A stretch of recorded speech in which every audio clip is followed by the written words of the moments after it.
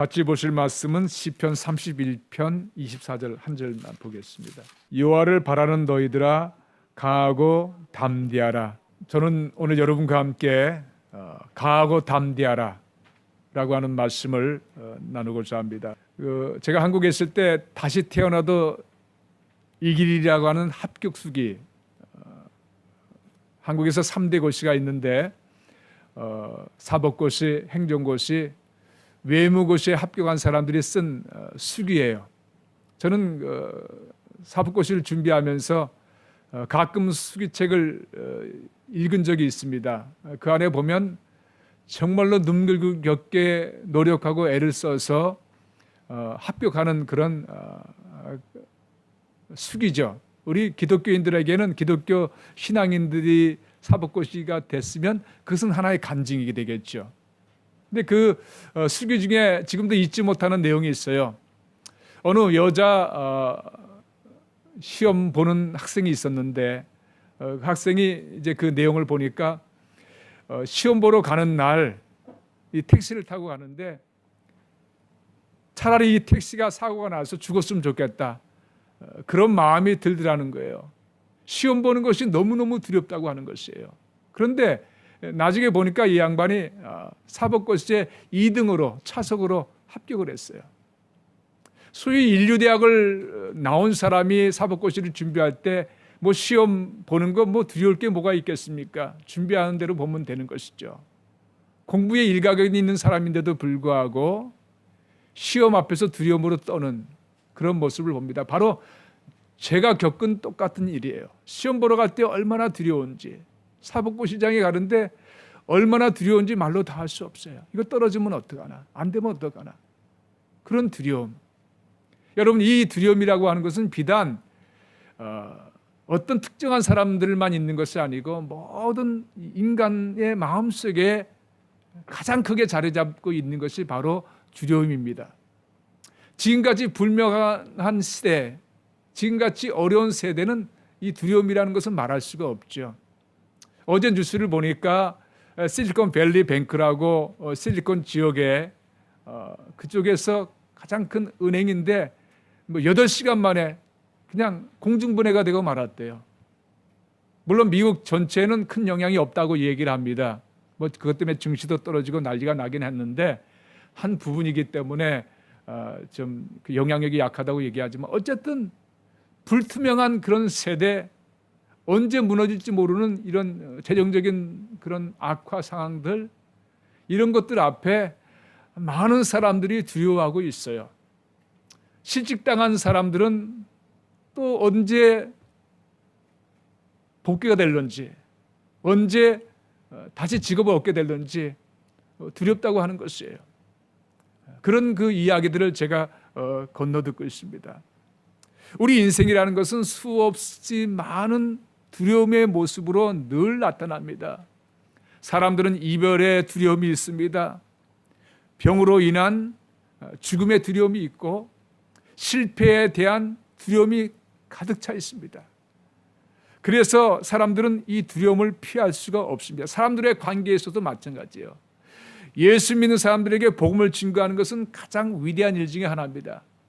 복음을 증거하는 사람들에게는 두려움이 없어야 가능한 일인데, 이 복음을 증거하는 사람들에게도 대적하는 사람들로 인해서 두려움이 생길 때가 참으로 많습니다. 빌립보서를 읽다 보니까 그런 내용이 있어요. 1장 28절에 바울 사도가 빌립보 교인들에게 그렇게 얘기합니다. 무슨 일이든지 대적하는 자들 때문에 두려워하지 아니하는 이 일을 듣고자 함이라.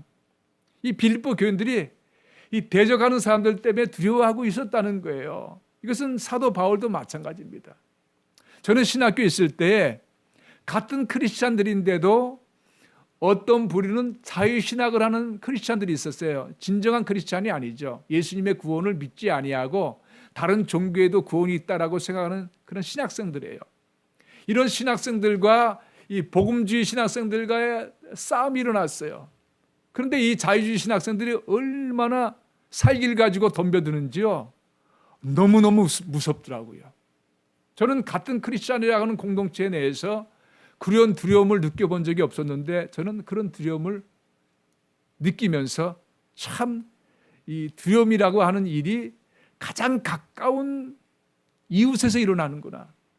가장 가까운 우리 주위에서 내 속에서 일어나는구나 하는 것을 깨닫게 되면서 신앙생활에 더 경종으로 울리게 되는 경우가 있었습니다.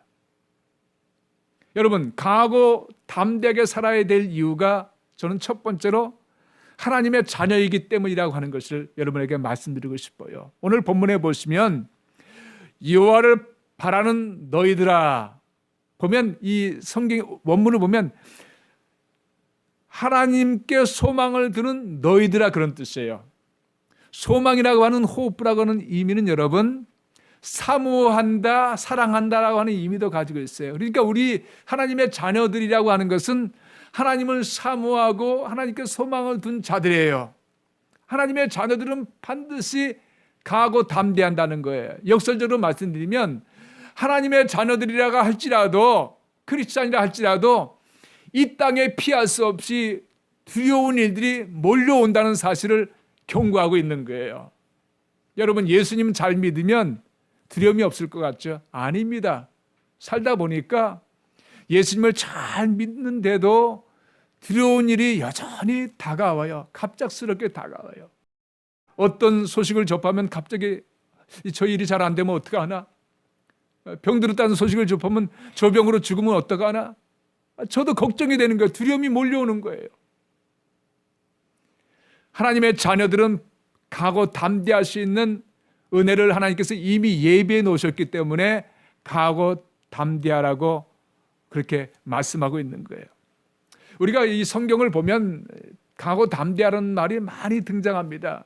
특별히 예를 들면 여호수아가 모세의 뒤를 이어서 이제 40년 광야 생활 땅의 삶을 끝내고 약속의 땅 가나안으로 들어갈 때 모세는 누보선에서 죽게 되고 그 다음에 여호수아가 이스라엘을 인도하는 지도자로 세움을 받습니다. 그때 여호수아 1장에 보니까 하나님께서 직접 여호수아에게 1장 6절부터 9절까지 4절 속에 강하고 담대하라는 말씀을 3번씩이나 부탁하셨어요. 모세에게 훈련받고 광야 생활에서 훈련받은 그렇게 강하고 담대할 것 같은 여호수아에게 하나님께서는 3번씩이나 강하고 담대하라고 그렇게 부탁하신 거예요. 우리 인생은 피할 도리 없이 두려운 일이 몰려오기 때문이라는 것이죠. 그리고 이 역대상 28장에 가서 보시면 솔로몬이 다윗의 왕을 이어서 이제 그 다음 왕이 되는데 그 솔로몬 왕이 성전 건축을 하게 됩니다. 성전 건축은 이스라엘 백성들의 꿈이었고 소망이었고 다윗 왕이 정말로 하고 싶었던 간절한 그런 소망이었어요. 그런데 하나님께서는 다윗 왕에게 피를 많이 흘린 손이기 때문에 허락하지 아니하시고 그 아들 솔로몬에게 허락하셨습니다. 그래서 다윗 왕은 많은 성전 재료들을 준비해 주는 역할을 하면서 솔로몬 왕에게 이렇게 부탁합니다. 너는 강하고 담대하게 일을 행하라. 두려워하지 말며 놀라지 말라. 내가 여호와의 성전 공사의 모든 일을 마치기까지 여호와 하나님 나의 하나님이 너와 함께 계시사 내게서 떠나지 아니하시고 너를 버리지 아니하시리라. 여러분, 솔로몬은 지혜가 풍족했던 그런 왕입니다. 세계적인 왕이었어요. 부족함이 없는 왕입니다. 그런 왕에게 다윗 왕은 강하고 담대하게 일을 행하라고 그렇게 부탁합니다. 다윗 왕이 겪었던 인생을 돌이켜 보니까 수없이 많은 두려워할 만한 일들을 그는 경험했고 그것을 통과하면서 그는 어려움 속에서 하나님의 은혜 가운데 극복했었기 때문에 솔로몬 왕에게 아무리 평화 대세가 온다 할지라도 여전히 두려워할 만한 일들이 가족을 통해서 또는 나라의 일들을 통해서 나타난다는 사실을 이 다윗 왕은 알았기 때문에 솔로몬 왕 아들에게 그렇게 간절하게 부탁한 거예요. 디모데후서 1장 7절에 보시면 하나님이 우리에게 주신 것은 두려워하는 마음이 아니요 오직 능력과 사랑과 절제하는 마음이라고 그렇게 기록하고 있습니다.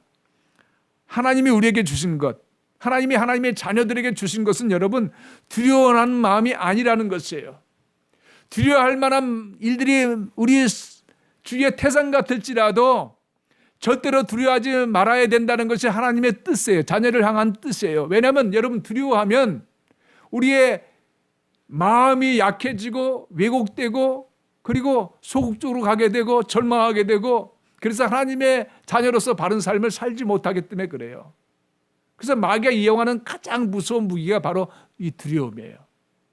여러분 유태인들이 600만 명들이 학살될 때에 그 많은 유태인들이 독일 군대한테 끔찍 못하고 수용소에서 그 죽음의 그늘 속에 죽은 건 왜 그럴까요? 두려움 때문에 그래요. 유태인들을 포로 수용소에 데려갔을 때 항상 본보기로 유태인 몇 사람을 총으로 죽입니다. 비참하게 죽입니다. 그것을 본 유태인들이 두려움에 떠는 거예요. 아무도 반항하지 못합니다. 사탄이 이용하는 그 방법을 이 나치가 이용한 것이에요.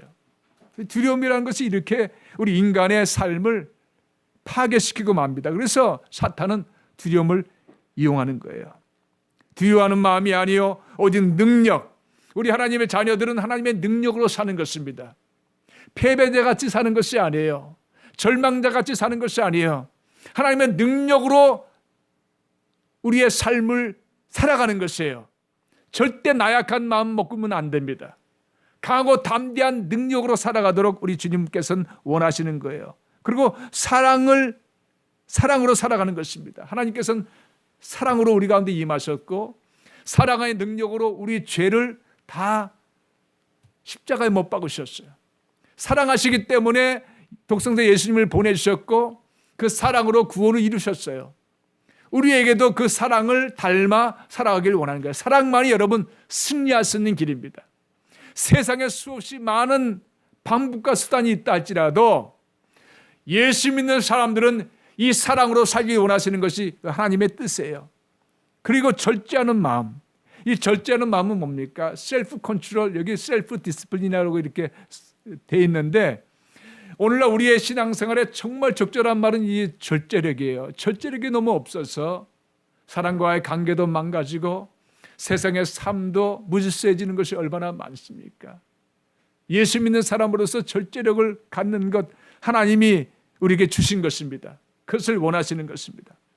두 번째로 여러분, 이 강하고 담대해야 할 이유는 우리의 인생은 영적 싸움터이기 때문에 그래요. 다른 어떤 종교도 영적인 이야기를 하지 못합니다. 깨달을 수가 없는 것이기 때문에. 알 수가 없는 것이기 때문에. 그러나 하나님은 우리 하나님의 자녀들에게는 이 땅의 삶이 바로 영적 싸움이라는 사실을 성경을 통해서 수없이 많이 말씀하고 있습니다. 에베소 6장 12절 13절에 가서 보시면 우리의 씨름은 혈과 육을 상대하는 것이 아니요 통치자들과 권세들과 이 어둠의 세상 주관자들과 하늘에 있는 악의 영들을 상대함이라. 그러므로 하나님의 전신갑주를 취하라. 과거의 성경에는 우리의 싸움이라고 그렇게 표현했습니다. 우리의 싸움은. 근데 지금 현재 성경에는 우리의 씨름은 같은 의미죠. 이 땅에서의 우리의 싸움이라고 하는 것은 혈과 육, 사람과의 싸움이 절대로 아니라는 것이에요. 여러분, 왜냐하면 그 배후에는 그 다음에 있는 것처럼 하늘의 이 세상 어둠의 세상 주관자들과 하늘에 있는 악의 영들을 상대하는 것이기 때문에 그래요. 우리의 싸움은 이 땅에 있는 존재하는 사람들과의 싸움이 절대로 아닙니다. 그런데 우리는 잘못해서 영적인 세계의 싸움을 구별하지 못하고 사람과 싸우는 거예요. 사람을 미워하고 사람을 정죄하고 사람을 판단하고 그러니까 거기에 얽매여서 마귀에게 속아서 실족할 수밖에 없는 것이죠. 현존하는 그 영성 세계에서 가장 탁월한 분의 한 분으로 알려진 분이 존 파이퍼 목사님이십니다. 여러분들은 아마 그분을 많이 들으셨을 거예요. 저도 그분의 설교를 참으로 좋아합니다. 그분께서 최근에 올린 성도를 향한 현대인을 향한 사탄의 10가지 전략이라는 그런 칼럼에 보니까 이렇게 표현하고 있어요. 삶에 있어서 우리를 가장 각성시키는 사실은 모든 인류에게 초자연적인 적이 있다는 점이다. 이 초자연적인 적이 뭐예요? 바로 사탄을 말하고 있는 거예요. 그의 목적, 이 사탄의 목적은 고통과 기쁨을 이용하여 영원히 우리의 눈을 멀게 하고 우리를 어리석게 만들고 불행하게 만드는 것이다. 너무나 잘 지적했어요. 그리고 그는 이렇게 표현했습니다. 성경은 그를 마귀, 그리고 사탄, 전 세계를 속이는 자, 참소자, 세상의 주관자, 이 세상의 신이라고 표현한다. 성경적인 내용을 가지고 너무나 기가 막히게 표현했습니다. 그리고 10가지 중에 몇 가지를 제가 보면 사탄은 속이는 자, 파괴시키는 자, 그리고 사람들을 유혹하여 죄짓게 만드는 자라고 하는 표현을 씁니다.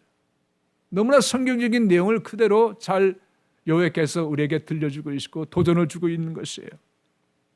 요한복음 10장 10절에 보면 도둑이 오는 것은 도둑질하고 죽이고 멸망시키려는 것뿐이요 내가 온 것은 생명을 얻게 하고 더 풍성히 얻게 하는 것이라. 예수님께서 이 도둑, 사탄을 도둑이라 표현하셨고 예수님을 자신이라고 표현했습니다. 자기가 온 것, 이 사탄이 온 것에 대한 비유를 극명하게 보여주는 그런 말씀입니다. 지난 주일 3월 5일 날 참 안타까운 소식을 제가 그 이후로 나온 소식을 접하게 됐어요. LA는 가디나 지역, 우리가 한번 우리 식구들이 가디나 지역에 있는 친척을 방문한 적이 있었는데 가디나 지역에 모 장로교회가 있는데 그곳에서 20년을 섬겼던 정아무개 전도사님이 그 주일날 아침에 전도사님 식구들이 안 나타나니까 너무나 이상해서 이제 집에 연락을 해보니까 연락이 안 되는 거예요. 그래서 경찰들을 불러서 이제 집에 문을 열고 들어가 보니까 아내와 딸을 죽이고 본인도 자살한 그런 참 안타까운 사건이 일어났습니다. 교인들의 인터뷰를 보니까 너무나 착한 전도사님이었다는 거예요. 그런데 한 가지는 재정적으로 늘 어려워서 아마 사모님과 늘 다툼이 있었던 것 같다는 그런 이야기를 합니다. 비단 LA만 그런가요? 이 목회자들이 참 물질 어렵게 사는 사람들이 얼마나 많이 있습니까? 어쨌든 이 참 성품도 괜찮았고 오랫동안 섬겼던 건 전도사님, 곧 목사 안수 받을 준비를 하는 분인데 아마 그 다툼을 하다가 화가 나서 극단적인 선택을 했던 것 같아요. 순간적으로 일어난 것이겠죠. 마귀에게 속은 것입니다. 속임에 넘어간 것이에요. 저는 그 소식을 접하면서 마음이 참 안타깝습니다. 우리에게 그런 일이 일어나잖아요. 부부지간에 살다 보면은 좀 화가 날 일이 생기고 그렇잖아요. 그러나 극단적인 일을 갈 정도까지 돼서는 안 됐겠는데 마귀에게 속은 것이죠. 순간적으로 속은 것이죠. 마귀는 이처럼 도둑질하고 죽이고 멸망시키는 일에 앞장서는 거예요. 여러분 영적인 것을 알아야 됩니다. 어느 목사님의 설교 중에 이런 설교를 들으면서 웃은 적이 있어요. 그 교회 주일날만 되면 목사님의 설교 단성에 올라가기 전에 그 협동 목사님하고 늘 싸운다는 거예요. 싸우고 설교 단성에 올라가니까 죽을 고생을 하고 설교하고 내려온다는 거예요. 해피는 다른 때 싸우지 않고 꼭 주일날만 그렇게 싸운다는 거예요. 제가 과거에 어느 교회 전도사로 섬길 때 여러 성도님한테 똑같은 이야기를 들었어요. 우리 부부는 꼭 이상하게 교회 갈 때만 늘 싸운다고. 그래가지고 교회 가다 핸들을 돌이켜서 다른 지역으로 그냥 달릴 때도 있었다고 너무 하고 나가서. 여러분 그건 뭐예요? 영적 전쟁인 것을 알 수 있죠. 해피님은 왜 주일날에 교회 갈 때 은혜를 까먹게 하려고 그렇게 했습니까? 그래서 저는 한 가지 깨달은 것이에요. 집회가 있을 때 여러분에게 이상한 일이 생기면 반드시 집회에 참석하십시오. 반드시 은혜를 받습니다. 이 사탄은 은혜 받지 못하게 아주 기묘하게 방해를 해요. 그 어느 아는 목사님은, 여자 목사님은 어떤 집회를 할 때마다 늘 몸이 아파요. 그래서 한참 앓다가 집회를 나갑니다. 은혜가 넘친다는 거예요. 집회를 못 나가게 늘 방해한다는 거예요. 그런데 그걸 이기고 나가면 은혜가 넘친다는 이야기를 합니다. 뭡니까? 영적인 전쟁을 우리에게 증거하고 있는 것이죠. 여러분, 우리는 이 땅의 삶에서 이 마귀의 속임수에 우리는 넘어가서는 안 됩니다. 우리를 겁탈하고 또 협박하고 우리를 속이는 거예요. 베드로전서 5장 8절에 보면 베드로가 이렇게 선포했습니다. 근신하라 깨어라. 너의 대적 마귀가 우는 사자같이 두루다니며 삼킬 자를 찾나니라고 했습니다. 여러분, 이 사탄은 지금도 우는 사자같이 두루다니며 삼킬 자를 찾고 있는 거예요. 삼킬 과정을 찾고 있는 것입니다. 쉬지 않고 움직이고 있는 거예요. 그래서 이 베드로는 근신하라 깨어라고 그렇게 간절히 부탁하고 있습니다. 저는 이 베드로 전후서를 읽다 보면 베드로 전후서만큼 영적인 책이 없다고 생각합니다. 너무 기가 막힌 내용들로 감동받아 기록한 책이에요. 이 베드로 자신이 그런 사역을 하면서 그런 어려움들을 겪으면서 영적인 세계를 체험하면서 성령의 감동하심으로 기록한 것이기 때문에 그런 것 같습니다. 여러분, 두려움이라고 하는 것은 여러 가지 모양으로 나타나요.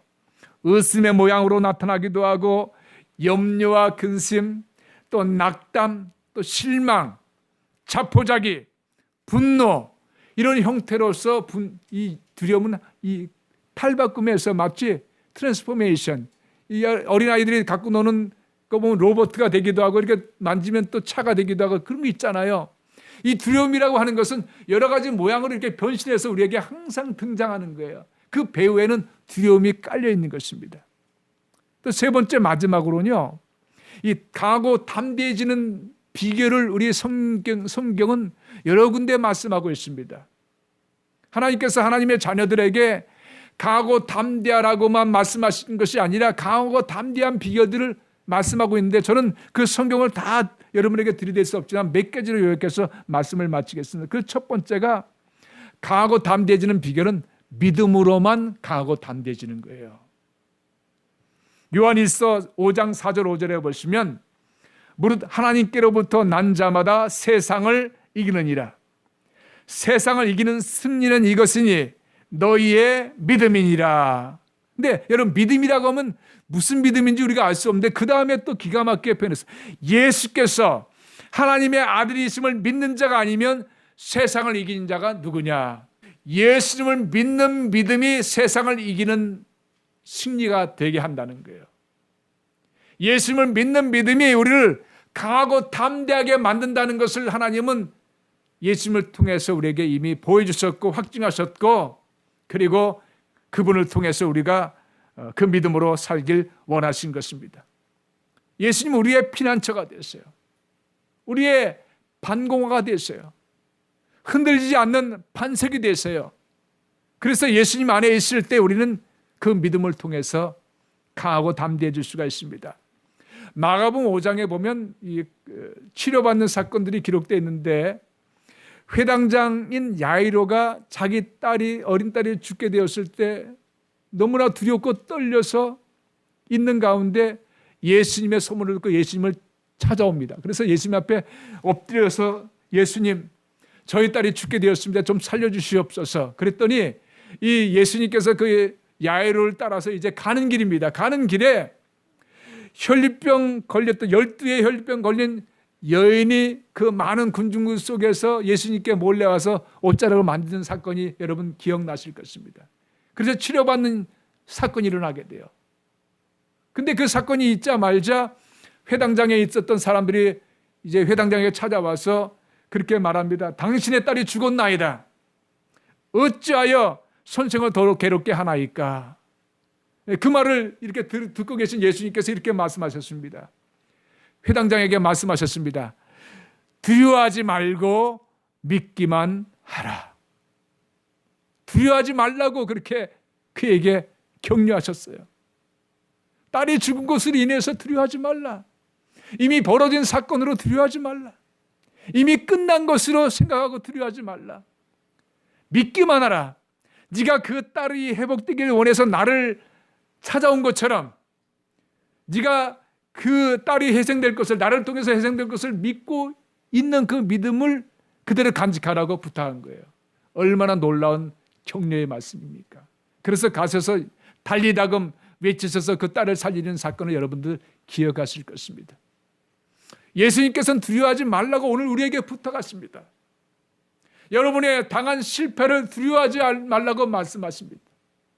여러분들이 해결할 수 없다고 생각하는 그 큰 태산 같은 문제 앞에 두려워하지 말라고 말씀하십니다. 예수님을 믿는 하나님의 자녀가 된 너희들은 내가 역사할 것을 믿으라고 그렇게 지금도 부탁하고 계신 줄로 여러분들 믿으시기 바랍니다. 예수님께서는 여러분께 지금도 함께하고 계세요. 트라우마라는 말이 있습니다. 트라우마라고 하는 것은 어떤 큰일을 당했을 때 그 충격으로 인해서 생긴 마음의 상처를 얘기합니다. 외상, 사이콜로지컬 트라우마 또는 피지컬 트라우마, 그러니까 정신적인 트라우마, 상처 또는 육체적인 상처 이렇게 이야기하고 있는데 사람들에게는 이 트라우마가 있어요. 살면서 당한 큰 충격이 일생 동안 잠재의 죽적에 남아있는 거예요. 저는 예수 믿은 다음에도 물론 그것이 트라우마가 큰 역할을 하고 있지 않지만 저는 군대 생활하는 것이 가끔 이렇게 꿈을 꾸게 지금도 얼마나 많은 세월이 흘렀습니까? 군대 생활한 꿈이 가끔 꾸여져요. 군대 생활이 너무나 힘들었고 너무나 가혹했고 선배들한테 많이 맞았고 그런 시절을 보냈어요. 전방에 있으면서 언제 죽을지 모르는 총탄이 언제 올지 모르는 간첩들이 언제 무장공격에 넘어올지 모르는 최전방에 있으면서 그 두려움을 나도 모르게 가졌던 모양이에요. 예수님을 믿고 난 다음에 다 치료받는 것 같았는데도 불구하고 여전히 마음속에 그 트라우마가 남아있는 거예요. 여러분, 여러분의 삶 속에서도 트라우마가 있습니다.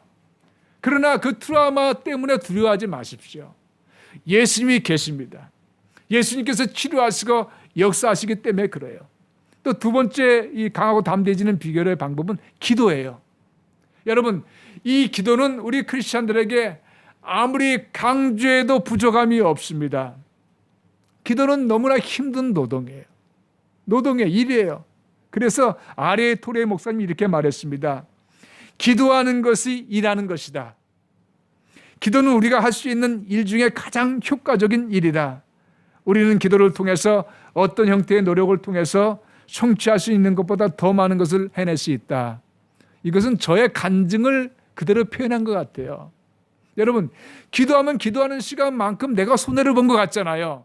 내가 지금 이 일을 해야 되는데 이 일에 투자하는 시간보다 기도하는 시간을 많이 투자하게 되면 손해를 받는 것 같잖아요. 절대 그렇지 않아요.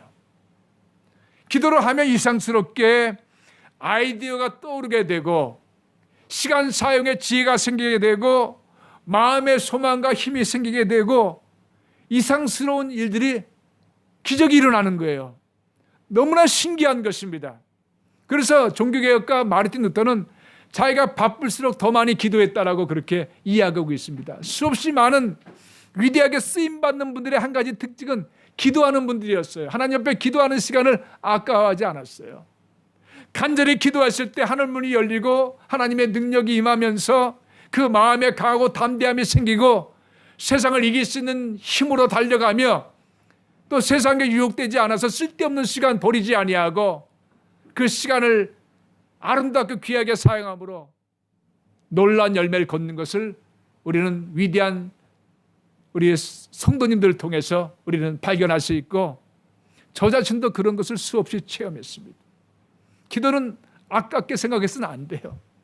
하나님 옆에 먼저 기도하는 시간을 드리고 나갈 때 우리 하나님께서는 하늘문이 열어주시고 우리가 상상할 수 없는 그런 놀라운 열매들을 맺게 해주십니다.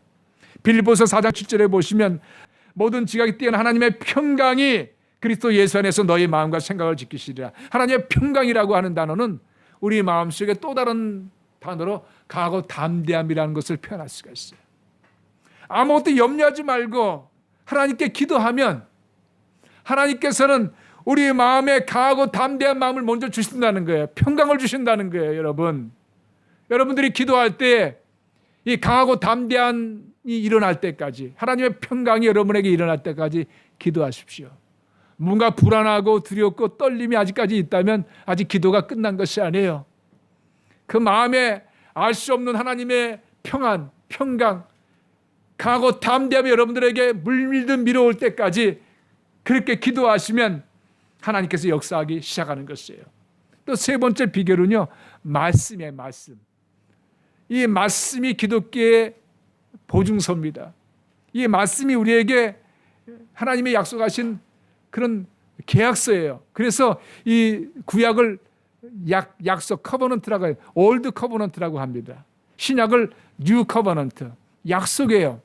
이 성경 말씀은 우리에게 계약서로, 문서로 내놓은 책이에요. 그러면 하나님께서는 이 문서를 우리가 하나님께 들이내놓고 하나님 이렇게 말씀하지 않았습니까? 라고 계약서를 딱 내밀면 하나님도 어쩔 바 없이 일할 수밖에 없는 것이 바로 성경책이 우리에게 가장 위대한 축복이죠. 저는 군대에 있을 때 하나님의 말씀을, 은혜를 접한 시험이 있어요. 그 말씀이 지금도 저를 인도하고 있습니다. 제가 여러 번 너무나 은혜로운 간증이기 때문에 저에게는 너무나 신비로운 사건이기 때문에 여러 번 자주 이 말씀을 나눕니다. 이사야서 41장 10절의 말씀 여러분들 잘 아십니다. 군에 있을 때 절망과 고통과 죽음의 한복판에 놓였을 때 그때 군정 목사님이 그 전방에 올라오셔서 이사야서 41장 10절의 말씀을 선포할 때 저는 그 말씀을 듣는 순간 제 몸이 뜨거워지고 가슴이 뜨거워지고 순식간에 두려움과 아픔과 괴로움이 사라지는 것을 체험했습니다. 두려워 말라, 내가 너와 함께 함이니라. 놀라지 말라, 나는 내 하나님이 됨이니라. 내가 너를 굳세게 하리라. 참으로 너를 도와주리라. 참으로 나의 의로운 오른손으로 너를 붙들리라. 저는 이 말씀을 처음 군대에서 접하면서 저의 인생을 좌우하는 말씀이 되었어요. 지금도 이 말씀이 저를 살리고 있습니다. 인생을 살아가면서 목회하면서 지금까지 걸어오면서 공부하면서 두려워할 만한 일이 얼마나 많이 만났는지 몰라요. 놀랄 만한 일들을 얼마나 많이 만났는지 몰라요. 그런데 이 말씀을 마음에 품었을 때에 두려움이 사라지고 놀라는 마음이 사라지고 마음에 다시 한번 강하고 담대함을 얻는 그런 체험을 지금도 하고 있습니다. 성도님 여러분, 하나님의 약속의 말씀 중에 여러분에게 마음에 와닿는 것, 감동이 있는 것은 마음판에 메모리하셔서 기억하시고 입으로 선포하세요. 그 말씀이 살아 역사함으로 말미암아 여러분의 마음을 강하고 담대하게 하며 그 약속의 말씀의 역사가 여러분의 삶에 나타나게 되는 것입니다. 말씀을 마치겠습니다. 유아를 바라는 너희들아 강하고 담대하라.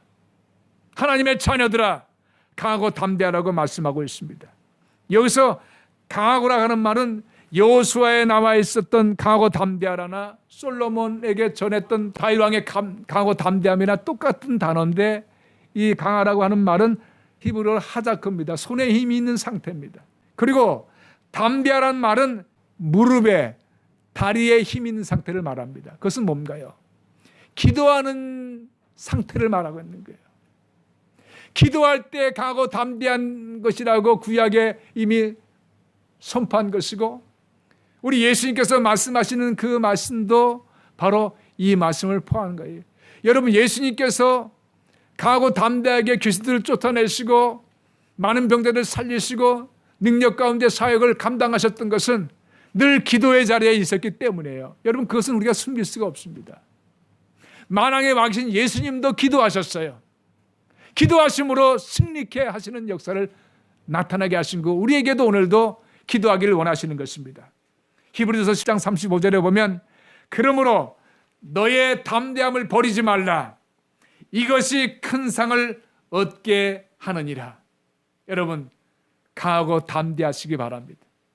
예수님 안에서 강하고 담대하시기 바랍니다. 여러분의 삶의 큰 상을 하나님께서 예비하셔서 베푸시는 놀라운 역사들이 일어나게 되었습니다. 오늘 이 말씀을 듣는 우리 모든 성도님들에게 오늘 하나님의 간절한 마음처럼 우리가 예수 안에서 강하고 담대해서 우리 하나님께 칭찬 듣는 우리 하나님의 자녀들이 되고 이 땅의 삶 속에서 주눅들지 아니하고 낙마하지 아니하고 강하고 담대함으로 도전하며 살아감으로 말미암아 하나님께 더 큰 영광 올리는 여러분들 되시기를 주님의 이름으로 축원드립니다.